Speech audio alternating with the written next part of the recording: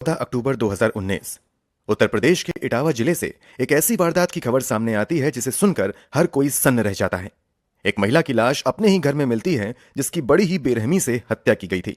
मरने वाली महिला दिव्या मिश्रा एक जानी मानी टीवी एंकर की पत्नी थी।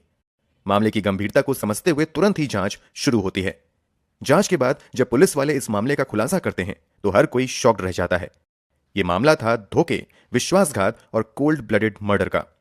तो आखिर दिव्या मिश्रा की हत्या किसने की थी, हत्या का कारण क्या था और इस वारदात के पीछे किसका हाथ था? चलिए सब कुछ जानते हैं डिटेल से इस वीडियो में। उत्तर प्रदेश के इटावा जिले में एक जगह है कटरा बाल सिंह कॉलोनी। यहीं पर एक मकान में दिल्ली में काम करने वाले टीवी एंकर अजितेश मिश्रा अपने परिवार के साथ रहा करते थे। उनकी पत्नी का नाम था दिव्या मिश्रा। शाम का समय था, तभी दिव्या के ससुर प्रमोद मिश्रा किसी काम से अपने बहू से मिलने आते हैं। दरवाजे पर वो कई बार आवाज लगाते हैं मगर घर के अंदर से कोई रिस्पॉन्स नहीं मिलता है। फिर वो दरवाजे को हल्का सा धक्का देते हैं जिससे दरवाजा तुरंत खुल जाता है। जैसे ही प्रमोद मिश्रा घर के अंदर दाखिल होते हैं उनकी आंखें फटी की फटी रह जाती हैं। घर के हॉल में उनकी बहू दिव्या मिश्रा खून से लथपथ बेसुध पड़ी हुई थी। प्रमोद मिश्रा अपनी बहू को लगातार उठाने की कोशिश करते हैं मगर दिव्या कोई रिस्पॉन्स नहीं देती हैं। फिर प्रमोद मिश्रा मदद के लिए आवाज लगाते हैं जिसे सुनकर आसपास के भी कुछ लोग घर के अंदर दाखिल हो जाते हैं। स्थिति को देखते हुए लगभग कंफर्म हो जाता है कि दिव्या मिश्रा की जान जा चुकी है। अब तत्काल ही पुलिस को इस घटना की जानकारी दे दी जाती है। जानकारी मिलते ही पुलिस की टीम मौके पर पहुंच जाती है। शुरुआती जांच में ही पता चल जाता है कि दिव्या की मौत सर पर किसी भारी चीज के हमले की वजह से हुई है। इसके अलावा घर के बाकी सामान भी इधर उधर बिखरे हुए मिलते हैं। देखने से लग रहा था जैसे घर के अंदर लूटपाट की गई है। जांच में कोई कसर ना रह जाए इसलिए तुरंत ही फॉरेंसिक टीम को भी मौके पर बुला लिया जाता है। इसके अलावा डॉग स्क्वाड को भी जांच की मदद के लिए बुलाया जाता है।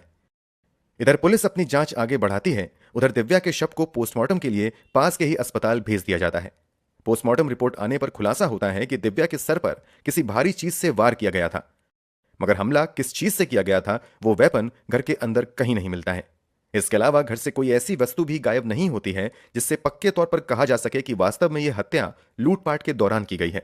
इसके अलावा खोजी कुत्ते घर के आसपास के लोगों के इर्द गिर्द ही घूमना जारी रखते हैं। इससे पुलिस वालों को दाल में कुछ काला नजर आने लगता है। कुछ संकेत मिलने लगते हैं कि शायद इस घटना में हो ना हो घर के ही किसी सदस्य का हाथ है। फिर भी पुलिस वाले एहतियात बरतते हुए अपनी जांच आगे बढ़ाते हैं। आसपास में रहने वाले लोगों से पूछताछ भी की जाती है। इस पूछताछ के दौरान कुछ लोग बताते हैं कि एक नौजवान को उन्होंने इस घर के अंदर जाते हुए देखा था। लोगों द्वारा दिए गए हुलिये के आधार पर पुलिस अखिल कुमार सिंह नाम के एक युवक को अपनी हिरासत में लेती है। अखिल कुमार सिंह दिव्या के पुराने जान पहचान वालों में से एक था। इसके अलावा अखिल की दोस्ती दिव्या के पति अजितेश मिश्रा से भी थी। अखिल और अजितेश एक ही ऑफिस में काम किया करते थे। जब अखिल से पूछताछ शुरू होती है तो यह बताता है कि जब वो दिव्या से मिलने आया था तो दिव्या बिल्कुल ठीक थी। इन दोनों में बस यूं ही बातचीत हुई और फिर वो चला गया था। पुलिस जब अखिल से पूछताछ जारी रखती है तो थोड़ी देर की पूछताछ के बाद ही अखिल अपना बयान बदलना शुरू कर देता है। बयान बदलने की वजह से पुलिस वालों को शक होने लगता है कि शायद अखिल को कुछ ऐसा मालूम है जिसे वो छिपा रहा है। अखिल के बदलते बयानों के बीच पुलिस वालों के सवाल और तीखे होने शुरू हो जाते हैं, जिसमें अखिल उलझता चला जाता है और आखिरकार एक समय बाद एक ऐसा खुलासा करता है जिसे सुनकर हर किसी के रोंगटे खड़े हो जाते हैं। पूछताछ में अखिल खुलासा करता है कि दिव्या की जान किसी और ने नहीं बल्कि उसने ही ली है, और ऐसा करने के लिए उसे किसी और ने नहीं बल्कि दिव्या के पति ने ही कहा था। अब पुलिस वाले हत्या के मोटिव को जानने की कोशिश करते हैं तो अखिल एक हैरान कर देने वाला खुलासा करता है। खुलासे के मुताबिक दिव्या मिश्रा और अजितेश मिश्रा की शादी 2016 में हुई थी।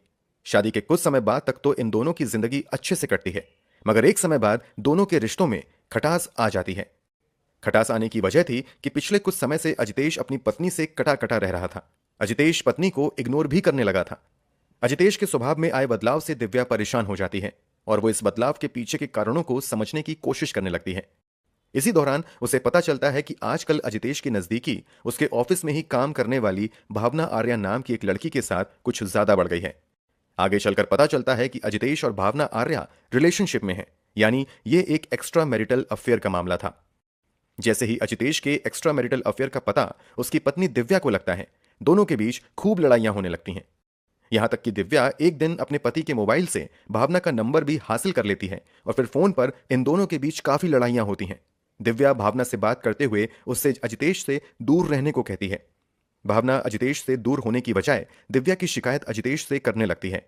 इस पर अजितेश को काफी गुस्सा आता है और वो उल्टा अपनी पत्नी के साथ ही काफी गलत व्यवहार करता है। बीतते समय के साथ इन दोनों का झगड़ा कम होने की बजाय बढ़ता ही चला जाता है। पुलिस पूछताछ में हुए खुलासे के मुताबिक इसी बढ़ते तनाव के बीच अजितेश और भावना मिलकर दिव्या को अपने रास्ते से हटाने का प्लान बनाते हैं। पहले तो अजितेश और भावना किसी प्रोफेशनल अपराधी से दिव्या की हत्या करवाने का प्लान बनाते हैं, मगर इन लोगों को डर सताने लगता है कि अगर उन्होंने ऐसा किया तो पुलिस की पकड़ में आने की संभावना कुछ ज्यादा होगी। इसलिए ये दोनों सोचते हैं कि ये काम किसी भरोसे वाले से करवाया जाए। फिर ये लोग इस काम के लिए साथ में ही ऑफिस में ही काम करने वाले अखिल कुमार सिंह नाम के दोस्त से कांटेक्ट करते हैं। अखिल की दोस्ती अजितेश और भावना से भी थी। ये तीनों आपस में एक ही टीवी चैनल की ऑफिस में काम किया करते थे। इसके अलावा अखिल की काफी पुरानी दोस्ती दिव्या से भी थी।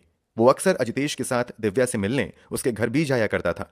अजितेश और भावना अखिल से मदद मांगते हैं और थोड़ी ना नुकार के बाद अखिल अजितेश और भावना की मदद करने के लिए तैयार हो जाता है। फिर प्लान के मुताबिक 14 अक्टूबर 2019 को अखिल इटावा में अपने घर पर रह रही दिव्या के पास जाता है। चूंकि दिव्या और अखिल की पुरानी जान पहचान थी, इसलिए तुरंत ही दिव्या दरवाजा खोल देती है।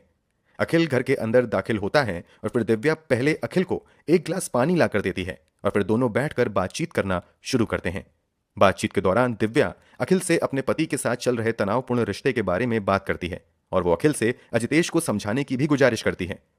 बातचीत के दौरान ही दिव्या अपने कमरे से अपनी शादी की एल्बम निकाल कर ले आती है और वो एल्बम में रखी तस्वीर अखिल को दिखाने लगती है। दिव्या का पूरा ध्यान अखिल को तस्वीर दिखाने पर था, जबकि अखिल की निगाहें आसपास कुछ ऐसी चीज तलाश रही थीं जिससे प्लान के मुताबिक दिव्या की हत्या की जा सके। इधर उधर देखने पर अखिल को पास में रखा हुआ एक गुलदस्ता नजर आता है। मौका मिलते ही अखिल वो गुलदस्ता उठा लेता है और जब दिव्या का पूरा ध्यान एल्बम पर होता है तभी पूरी ताकत से एक जोरदार वार अखिल दिव्या के सर पर करता है। अचानक हुए हमले की वजह से दिव्या हड़बड़ा जाती है और वो नीचे गिर जाती है। उसे समझ आ जाता है कि अखिल उसकी जान लेने आया है। फिर वो अखिल के साथ हाथापाई करती है। वो अब बचने की भरपूर कोशिश करती है, मगर अखिल के आगे उसकी एक नहीं चलती है। फिर अखिल तब तक दिव्या के सर पर हमले करना जारी रखता है जब तक कि दिव्या बिल्कुल शांत नहीं पड़ जाती है। दिव्या के मरने का यकीन होते ही अखिल घर का सारा सामान इधर उधर बिखेर देता है ताकि इसे लूटपाट का रूप दिया जा सके। फिर वो बड़ी ही सावधानी से अपने से जुड़े सभी सबूतों को नष्ट करता है। फिर बड़े आराम से घर से निकल जाता है। घर से निकलते हुए वो साथ में वो गुलदस्ता भी लेकर जाता है जिससे उसने दिव्या के सर पर हमला किया था। प्लान के कामयाब होने की जानकारी अखिल तुरंत दिव्या के पति अजितेश को भी दे देता है। इस प्लान में अजितेश के साथ साथ भावना भी पूरी तरीके से शामिल होती है, इसलिए जल्द ही उसे भी इस बात की जानकारी मिल जाती है। इस बात से अनजान की बहू की हत्या के पीछे उनके ही बेटे का हाथ है। दिव्या के ससुर यानी अजितेश के पिता प्रमोद मिश्रा खुद ही पुलिस में अज्ञात तत्वों के खिलाफ लूटपाट और हत्या की धाराओं के तहत मामला दर्ज करवा देते हैं। मगर जब पुलिस की जांच आगे बढ़ती है तो पता चलता है कि अजितेश ने खुद ही इस पूरी हत्या की साजिश रची थी। पूरे खुलासे के बाद जल्द ही पुलिस वाले अखिल को गिरफ्तार कर लेते हैं। इसके अलावा अजितेश और अजितेश की गर्लफ्रेंड भावना आर्या को भी गिरफ्तार कर लिया जाता है। दिव्या के हत्यारे को कड़ी से कड़ी सजा मिल सके, इसलिए पुलिस वाले अपनी जांच आगे बढ़ाते हुए महत्वपूर्ण सबूत जुटाना शुरू करते हैं। कुछ समय बाद इस मामले की सुनवाई अदालत में शुरू होती है। पूरी सुनवाई के बाद अजितेश मिश्रा और अखिल को दिव्या की हत्या के लिए उम्र कैद की सजा सुनाई जाती है, जबकि हत्या की साजिश में अहम भूमिका निभाने वाली भावना आर्या को भी 14 वर्षों की कैद की सजा सुनाई जाती है। फिलहाल तीनों मुजरिम अजितेश मिश्रा, अखिल कुमार सिंह और भावना आर्या जेल में अपने किए की सजा काट रहे हैं।